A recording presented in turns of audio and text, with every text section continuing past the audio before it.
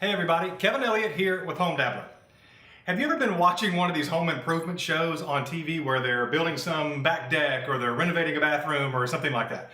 And they're walking through it like it's just so easy to do, and you're sitting at home going, yeah, but I don't even know how to operate basic home tools. How am I supposed to do that? Well, one of the reasons I started this channel is because I wanted to empower people just like you who want to do some things around their house, who want to repair their own home and do their own home projects, but they've never been given the very basic skills to know how to do that. So I'm going to start this series called HomeDabbler Tool Tips, where I take an average HomeDabbler type tool and I walk you through it, show you how to use it, and give you some basic techniques. So the first one I want to start with is one of the most versatile tools you can have around your house. I use this for all sorts of things, and it is the cordless drill. These things are so much fun to use, and you use them for a million different things. However, there are some settings on here and some buttons and some levers and all kind of things that you may not know what to do with. So I'm going to give you a tutorial, a little tour around your average cordless drill, and then give you some basic techniques on how to drill a proper hole for different kinds of materials and how to fasten a screw, which is what these are really good for, okay? So the first thing you will notice is that this thing is very compact, really small. Now, those of you who may have been doing this a little bit longer, you'll remember the days where the batteries, they had these nickel cadmium batteries, and they were about this big and they weighed 10 pounds. And so when you picked up your drill, it was like a workout to use the thing. Now they use these lithium ion batteries. I mean, look at that thing. This is miraculous, and I wish you could understand how incredible this thing really is that the lithium ion batteries are small, they're compact, they charge really fast, and they stay charged forever. So if you are buying a unit, I don't think they sell them anymore without the lithium ion batteries, but definitely get the one with lithium ion. It may cost a few extra bucks, money well spent. So the first thing about this is your battery, and they usually come with a couple, and in the bag it will come with its own charger. And there's my second battery. Again, the chargers have instructions on them. So if, for instance, the light is a single light and it's just holding the red light, that means it's charging. It'll turn green when it's done. If it's flashing, that means that there's something wrong with your battery. Either it's really cold or really hot, something like that. And then when it holds steady, it's charged. So the instructions are right there. Always keep a battery charged up. I like to make sure I have this because you never know when you're going to want to grab your drill. So that's your charger. So now let's take a tour of the drill itself. Okay, this is what it looks like. You have your super cool rubber action grip, but I want to start at the front.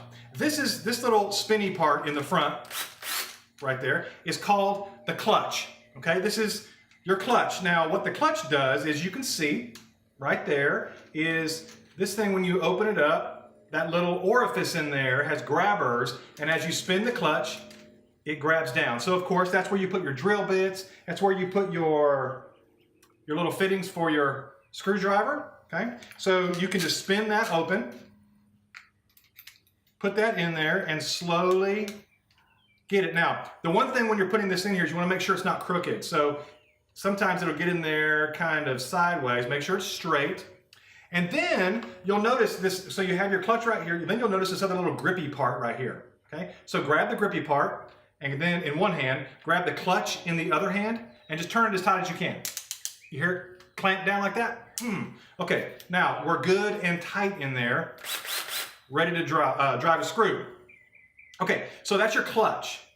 Now, the next part you need to know about is this little grippy thing right here, and you'll notice that if you look around the rim of the grippy part, look right there, you'll see a little symbol that looks like a drill bit right there.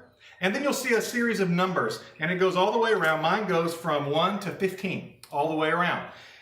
Okay, so these numbers, what you're doing is you can set the strength of the clutch. Okay, so basically, think of it like this. If I'm drilling a hole through wood, it's a brand new hole, you want to set it all the way up to the little drill bit symbol, okay? Because that means your clutch is at maximum strength. I mean, you're just really going at it. However, if you're, say, putting a small screw in some drywall to hang a photo or hang a mirror or something like that, You don't necessarily want full strength, because if you've ever done this before, these little things are strong, and if you aren't careful, you will drive a hole right in, all the way through into your drywall, make a hole that big, and now you're going to be watching my video on how to patch holes in a wall. So you can set the clutch at different strengths for different things. Let me show you how this works. So I'm going to set it really low so you'll see what happens. So I'm going to set it like on 3. Now what will happen is, I have my screw right here. I'm just going to drive it into this piece of wood. What will happen is it will drive it so far, and then once it hits a certain level of tension against the drill, it will break. It'll kind of make a sound where it won't spin anymore, okay? At first it's going to sound a little bit alarming because it makes a really loud sound, but if you have your clutch set really, really light, it'll sound like this.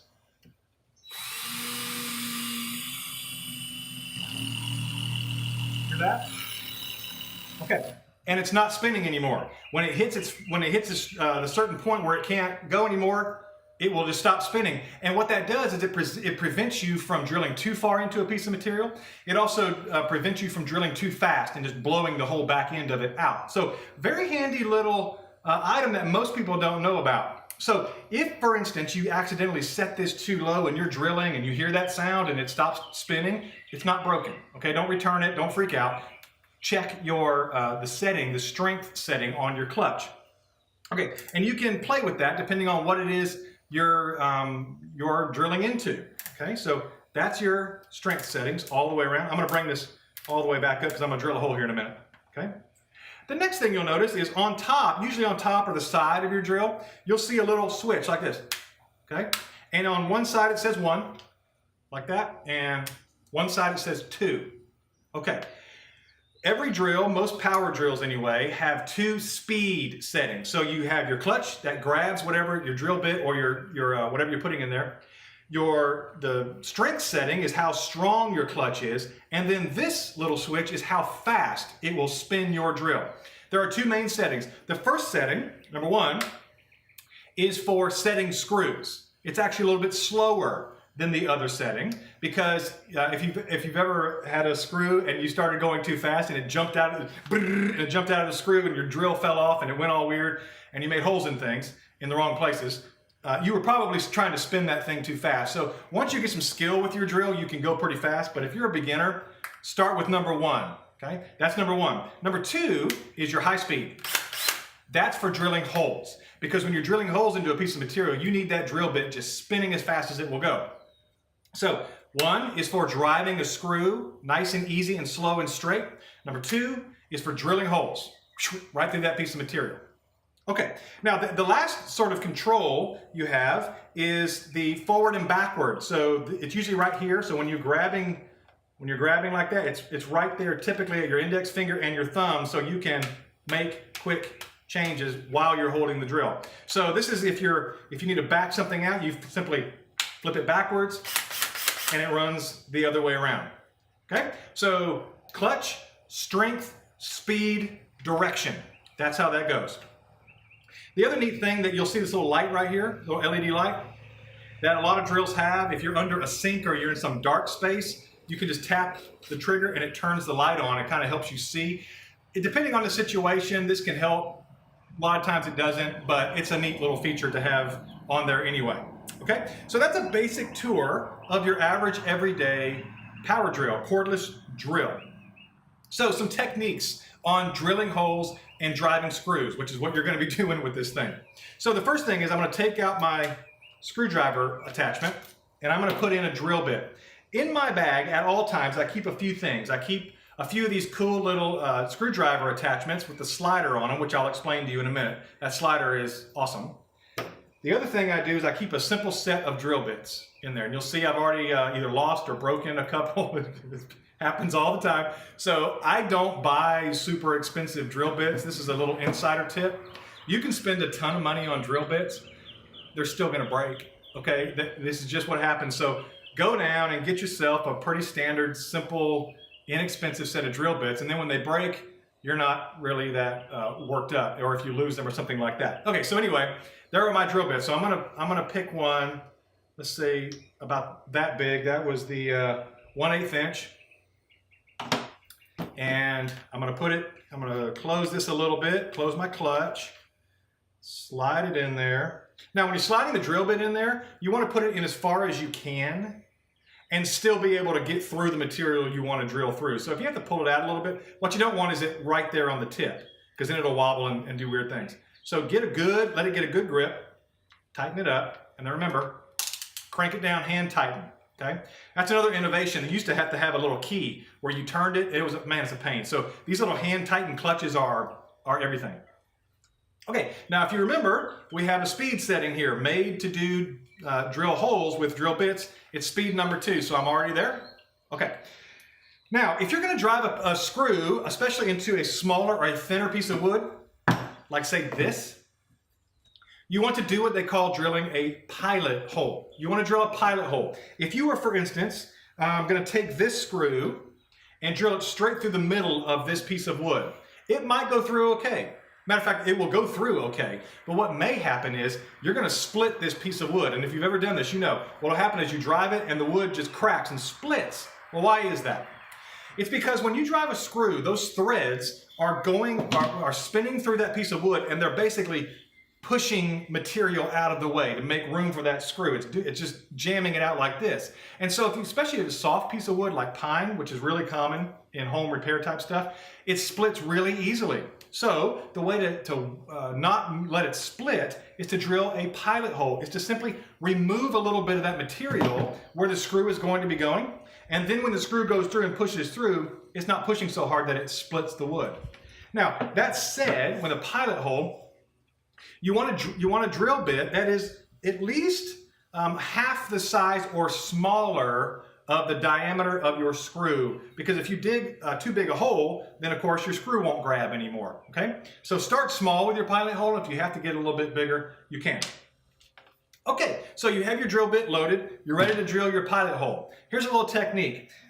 When you are drilling putting a screw in, you're drilling a hole, whatever, you want your body weight to be able to work with you to drill that hole. So what you don't want to do is hold the drill bit out like this, okay, and drill that hole. It might work, but you can see easily how you're just not going to have a lot of leeway. You're not going to be able to get real strong with that, and it's going to wobble around, possibly break your bit. So here's what you do. Whenever you drill your hole, as best you can, sometimes you're in a spot where you just can't do it. You want to line up your shoulder over the top of your drill and make a straight line down into that hole. So it looks like this. So if I want to drill a hole right there, I put my drill bit where I want it, and then I lean out over it like this. Okay? See, now I have my body weight. I have my shoulder pushing right down this way, and then pull the trigger, hold nice and steady, and then pull the trigger. Look at that. Pilot hole, just that easy. Okay? So then if I want to drive that screw in there, I take my bit out. I put in my screwdriver bit and crank it down. Okay, now I'm ready to drive that screw. Here is the magic of this little slidey thing right here. So say you're inside, especially if you're drilling into drywall, which is really soft and can pop holes all in it really, really easily.